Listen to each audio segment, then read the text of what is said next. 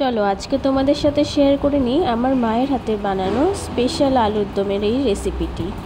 তো সবার প্রথমে এখানে হচ্ছে কিছুটা মশলা হচ্ছে মা পাটাতে বেটে নিয়েছিল।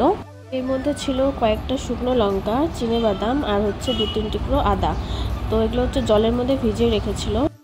এখানে চিনেবাদামের পরিবর্তে কাজু বাদামও দেওয়া যেতে পারে। এবার অনেকেই হয়তো ভাবছো এটা হচ্ছে কেমন আবার শিলপাটা। তো এটা আসলে শিলপাটা নয়, এটা হচ্ছে একটা পাথর। আমি যখন ছোট ছিলাম তখন পাশের একটা বাড়ি থেকে মা এই পাথরটি পেয়েছিল। তো তখন থেকে এই পাথরের মধ্যেই মশলা বেটে বেটে অভ্যাস হয়ে গেছে। তো আমরা যেহেতু ছোট ফ্যামিলি, আমাদের আর বড় শিল নোড়ার দরকার হয় না, এটাতেই হয়ে যায়।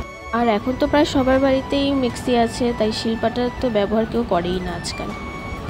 তো এখানে দেখো এই যে মা মশলাটা বেটে নিয়েছে আর তুলে নিল। তো এবার হচ্ছে একটা কড়াই বসিয়ে কড়াইটা হালকা গরম হয়ে গেলে ওর মধ্যে দিয়ে দিল হচ্ছে অনেকটা পরিমাণে সরষের তেল। তারপর দিয়ে দিল হচ্ছে 1 চামচ লবণ আর 1 চামচ হলুদ। তো এগুলো তেলের মধ্যেই দিয়ে দিল। এবার দিয়ে দিল হচ্ছে আগে থেকে সেদ্ধ করে রাখা আলুগুলো। তো এবার হচ্ছে আলুগুলোকে দিয়ে এবার ভালো মতন আর কি ভেজে নেবে আলুগুলোকে। তো দেখো আলুগুলো লাল লাল হয়ে গেছে, এখন তুলে নিচ্ছে আলুগুলোকে। এবার ওই কড়াইয়ের মধ্যেই হচ্ছে অনেকটা পরিমাণে তেল বেঁচে গিয়েছিল, তো ওর মধ্যে দিয়ে দিল হচ্ছে একটা শুকনো লঙ্কা আর একটা তেজপাতা আর একটা এলাচ দিয়েছিল আর দিয়েছিল সাদা জিরে। তারপর দিয়ে দিল এখানে হচ্ছে একটা গোটা টমেটো কুচিয়ে রেখেছিল, ওটা দিয়ে দিল। তো এবার হচ্ছে টমেটোটাকে ভালো মতন একটু ভেজে নিল। এরপর হচ্ছে দিয়ে দিল বেটে রাখা ওই মশলাটা। তারপর ওই মশলা ধোয়া একটু জলটা দিয়ে দিল। তারপর দিয়ে দিল 1 চামচ হলুদ গুঁড়ো আর হচ্ছে দিয়ে দিল 1 চামচ লবণ। এবার হচ্ছে মশলাটাকে ভালো মতন কষাতে হবে যতক্ষণ না পর্যন্ত তেল ছেড়ে আসছে।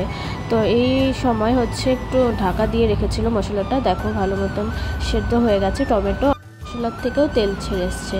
তো এই সময় দিয়ে দিল হচ্ছে ভেজে রাখা হচ্ছে এটা ধনিয়ার গুঁড়ো। তো এটা হচ্ছে মানে গোটা ধনিয়া এনে বাড়িতে ভেজে আর কি গুঁড়ো করে রেখেছিল, তো ওটা দিয়ে দিল। তো এবার হচ্ছে ভালো মতন এটা মশলার সাথে মিশিয়ে নেবে। এবার হচ্ছে ভেজে রাখা যে আলুগুলো দিয়ে দিল। এবার আলুগুলো মশলার সাথে ভালো মতন মিশিয়ে নিল।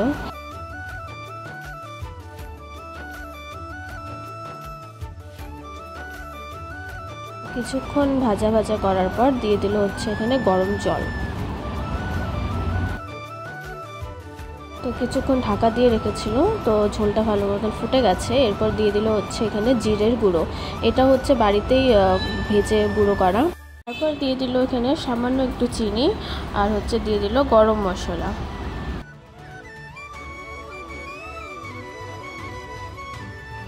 কিছুক্ষণ নেড়ে চেড়ে তারপর দিয়ে দিল 1 চামচ ঘি। তো আলুর দম আমাদের প্রায় রেডি। তো এবার দিয়ে দিল হচ্ছে এখানে কসুরি মেথি। কসুরি মেথি দেওয়াতে টেস্টটা আরও দ্বিগুণ বেড়ে যাবে আলুর দমের।